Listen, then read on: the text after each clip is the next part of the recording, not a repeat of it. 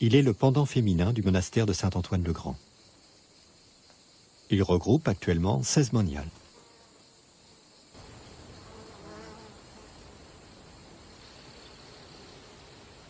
Père Théotokis, vous êtes moine du Mont Athos et plus particulièrement moine de Simonopetra, du grand monastère.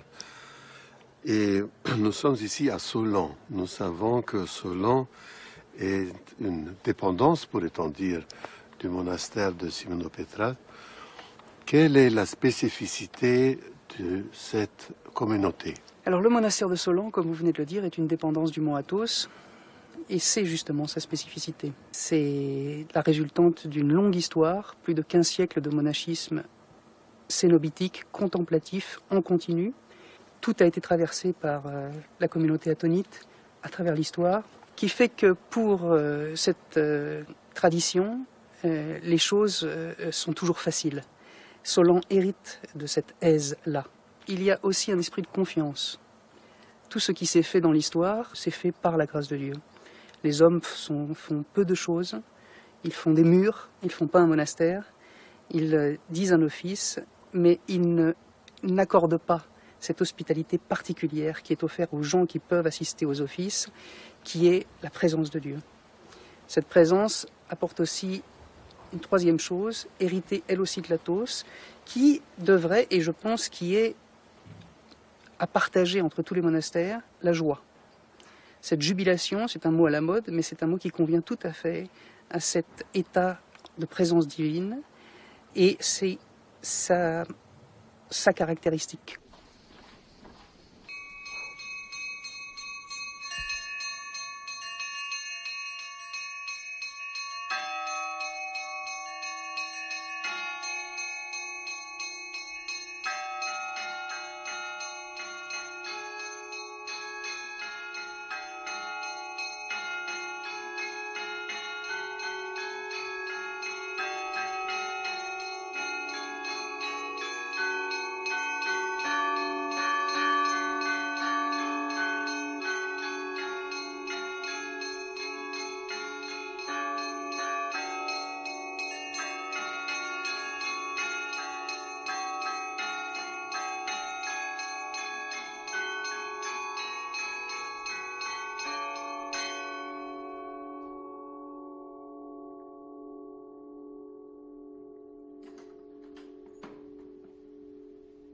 Si les grandes cérémonies requièrent le carillon, l'appel à la prière se fait traditionnellement avec une planche de bois nommée la cimandre.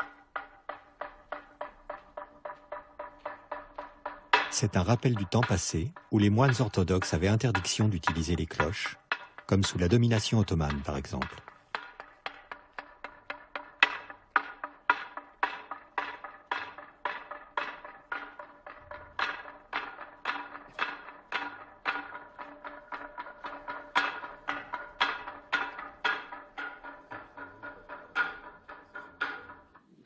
Accomplissons notre prière du soir au Seigneur. Secours-nous, sauve-nous et pitié de nous et garde-nous, ô Dieu, par ta grâce.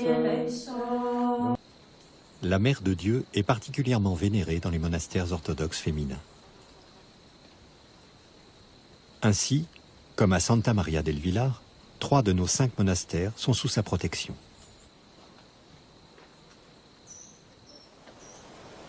À Marcenat, le père fondateur s'est référé à une icône particulière. L'icône elle-même, comme vous le savez, représente la Mère de Dieu en orante, n'est-ce pas? Les bras étendus, levés vers le ciel, dans le geste de la prière. Le Christ est représenté en quelque sorte à l'intérieur de la Mère de Dieu. Enfin, c'est comme ça que nous le voyons. Et alors, nous pouvons voir cette icône comme représentant l'incarnation du Christ dans le cœur de celui qui prie. Oui, n'est-ce oui, pas? La Mère de Dieu étant le modèle de celui qui prie, et la prière ouvrant le cœur à la présence du Christ. C'est un petit peu cela qui m'a fait choisir cette icône, parce que je voulais que ce soit une icône de la Mère de Dieu. D'abord, je voulais que ce soit une icône. Et je voulais que ce soit une icône de la Mère de Dieu. Et je voulais que ce soit celle-là pour la raison que je viens de dire. Le monastère de Solan est lui aussi dédié à la Sainte Vierge. Pour ce qui est de la consécration du monastère à la protection de la Mère de Dieu, les premières sœurs ont décidé de consacrer le monastère à cette si jolie fête. C'est parce que deux des sœurs qui sont arrivées parmi les premières pour constituer la communauté sont arrivées avec une toute petite relique du voile de la Mère de Dieu qui provenait de l'évêque de Chartres qui le leur avait remis. Et c'est ainsi que nous y avons vu le signe que vraiment la Mère de Dieu voulait prendre notre communauté sous sa protection. Quand on est arrivé ici, on cherchait d'abord un lieu pour construire un monastère, un bâtiment en premier lieu. Il se posait aussi dans un deuxième temps la question de notre subsistance, avec quoi nous allions vivre. Il se trouvait que le bâtiment qu'on a trouvé était entouré par un domaine de 60 hectares d'un seul tenant, ce qui est assez rare par ici, et où il y avait beaucoup de vignes et aussi des arbres fruitiers. Donc, quand on a vu le domaine et qu'on a vu la vigne, on s'est dit, tiens, on cherche un travail, la vigne est là, et pourquoi pas?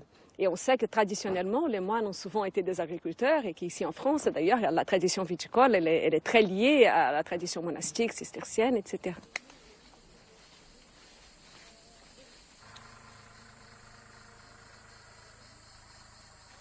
Puis c'est un travail où on est près de la création, on est près du Créateur, enfin on va à l'essentiel. On ne se doutait pas des difficultés qui nous attendaient, mais voilà, on a commencé avec l'aide de Dieu et finalement, quand on a rencontré les difficultés et que plusieurs personnes nous ont conseillé d'arrêter et de faire autre chose parce que l'agriculture c'était trop difficile et que c'était vraiment les débuts de la grosse crise viticole dans les débuts des années 90, nous on se disait mais qu'est-ce qu'on va faire? On va laisser cette terre en friche, c'est dommage, la vigne est là, la terre existe, les cultures sont là. Pourquoi on va laisser tout ça mourir et pour aller faire quoi? Et donc, on a décidé, envers et contre tout, de continuer. En plus, la vigne, elle a quelque chose de beau, de noble. Le Seigneur, il a choisi le fruit de la vigne pour en faire son sang, et ça, c'est pas rien. Et puis, ce qui a été important pour nous aussi, au moment où on a décidé de prendre les terres, on s'était dit, il faut qu'on les cultive d'une façon qui soit respectueuse, et de la terre et des hommes. Et donc, on a décidé de passer tout de suite en agriculture biologique. Ça a été une décision dès le départ et qui, pour nous, était une façon d'incarner notre amour du Créateur, notre foi, notre respect de la création. Et ça, c'était très important pour nous. Ça a participé à la difficulté parce qu'on ne connaissait ni la viticulture, ni la bio, ni la région, ni rien. Mais bon, le Seigneur a aidé aussi et puis la Providence a mis sur notre chemin beaucoup de personnes qui nous ont conseillés, qui nous ont aidés, qui nous ont donné les bons conseils au bon moment. Et puis voilà, tout ça s'est fait petit à petit.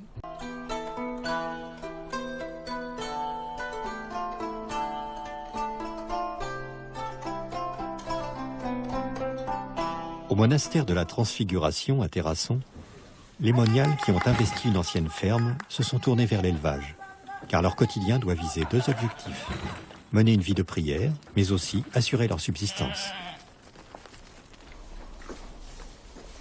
À 5 heures, nous nous réunissons toutes dans l'église. Alors, on sonne déjà une première cloche une demi-heure avant l'office pour, disons, dire aux uns et aux autres que dans une demi-heure, il va y avoir les... C'est-à-dire, une demi-heure plus tard, c'est à 4h30 de la nuit. Voilà, on sonne la cloche. Et on se lève. Et on se lève. On est déjà levé, vous dites. Normalement, on est déjà levé. Mon Dieu. Voilà. Oui. Voilà. Et puis, donc, à 5 heures, tout le monde est à l'église pour d'abord l'office de minuit et les matines.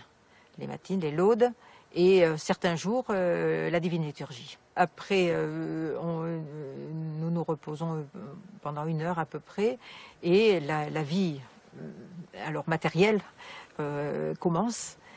Et ensuite, avant le repas, à midi moins le quart, nous avons les heures, donc tierce et sexte, que nous disons avant le repas. Nous avons le repas en commun. Par les prières de nos saints-pères, Seigneur Jésus-Christ, notre Dieu, aie pitié de nous. Amen. Ensuite, on continue la vie donc matérielle dans le monastère. Et à 18h, nous avons la 9e heure et les vêpres. Et les vêpres. Voilà. Et après, le repas du soir.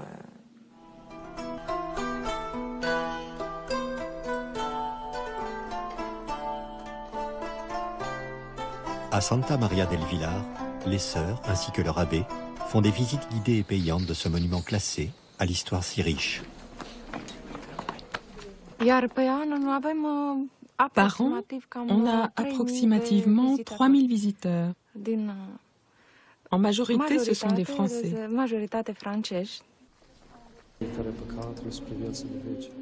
En tant que moine, j'aime beaucoup le monastère comme endroit où des personnes, des chrétiens, se rassemblent pour la vie communautaire et la vie de prière.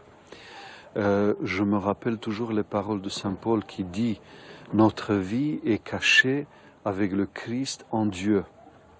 Ça veut dire que la première, tâche du moine, c'est la discrétion et par la suite la prière. Donc il vit dans le monde sans être du monde, il vit dans ce monde et il prie pour ce monde. La vie communautaire inspire. Nous connaissons très bien la crise du monde actuel, la crise de la famille, la crise de la société, le fait que nous vivons ensemble souvent d'une manière très superficielle.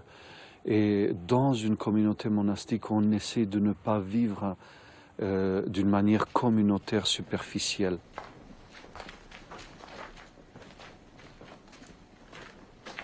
Nous, les opprimés, soyons soulagés. Mais qui est aveugle? Celui dont la vue est raccourcie par la passion. Qui est prisonnier? Le silence démonial, silence missionnaire, on pourrait dire démonial, c'est leur plus belle œuvre, c'est leur plus belle irradiation, on pourrait dire.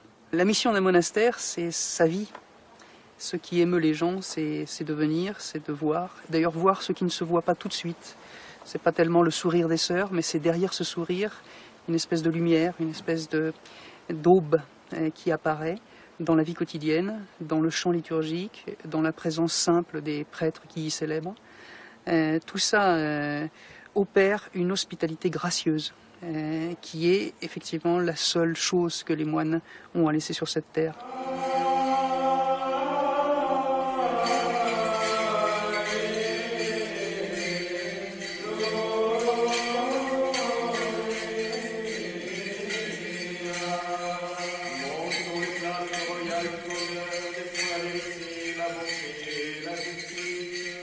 L'esprit de cette conception de la vie monastique, c'est avant tout l'ouverture. Ce qui est particulier à la situation de moine ou de monial, c'est que le moine reste dans son monastère. Alors, la question est là, être le plus ouvert possible, sans sortir à la rencontre des autres. Nous sommes dans la période d'après-fête de la dormition, ce qui correspond à l'Assomption. Donc l'icône est sur le pupitre jusqu'à la remise de la fête. La fuite du monde est essentiellement un état d'esprit, à ne pas s'attacher à ce monde.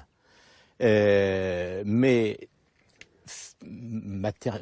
historiquement parlant, humainement parlant, si on essaie de fuir le monde pour s'attacher à Dieu et à Dieu seul, en même temps, et dans l'idéal, cette fuite du monde devrait amener le moine au cœur du monde, au cœur de l'esprit du monde. Et c'est comme ça que s'il y a un attachement à Dieu uniquement, en même temps, il y a une communion avec tous les hommes, et la vie du moine consiste justement à sentir et à expérimenter cette communion au cœur même du monde, avec toutes les personnes qui constituent ce monde.